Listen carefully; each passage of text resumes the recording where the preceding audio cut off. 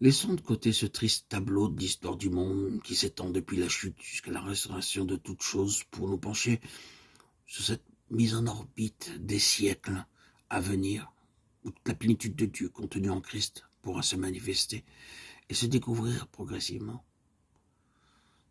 Tout au long de ces ères interminables où nos capacités, nos facultés évolueront et s'accroîtront, tout comme le cadre où nous serons placés. Voilà la véritable signification de la croissance spirituelle.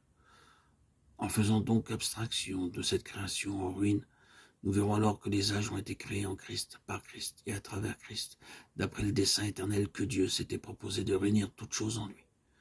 Ce plan ne se limite pas seulement au niveau de notre petite vie, de notre train-train quotidien ou encore de notre salut personnel, mais s'étend à ce vaste univers considéré à la lumière de la révélation, où tout est présenté à l'entendement spirituel de l'homme par révélation et où l'on invite celui-ci à s'emparer des choses révélées.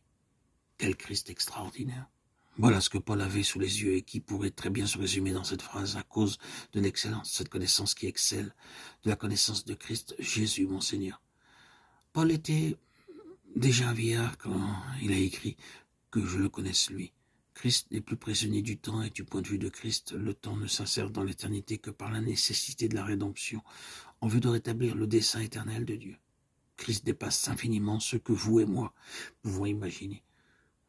Voilà le message percutant que Paul nous adresse.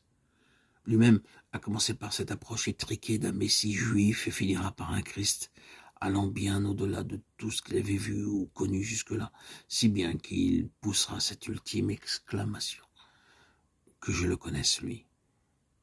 Et l'éternité ne suffira pas pour cela. Quel Christ fabuleux!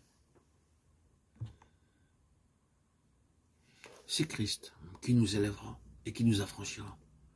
Toutefois, ce n'est pas en nous faisant la courte échelle qu'il le réalisera, mais en se révélant à nos cœurs. Comment Paul est-il parvenu à abandonner les vues étroites qu'il avait adoptées sur la personne du Messie? Eh bien, par une révélation de Jésus-Christ. Et au fur et à mesure que sa révélation grandissait, l'apôtre était petit à petit libéré de ses chaînes. C'est une croissance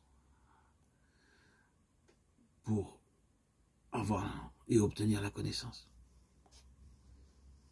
C'est ainsi que cela fonctionne pour tout à chacun, étape par étape, palier par palier, marche par marche, pour arriver à cette véritable connaissance que le Christ nous amène à connaître.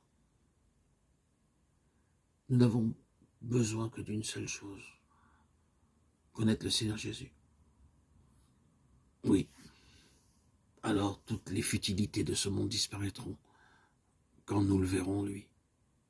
Il en va de même pour tout ce qui est terrestre et passager. C'est alors seulement que sur la toile de fond de nos vies se dessinera quelque chose de substantiel, capable de nous garder intacts dans les temps mauvais.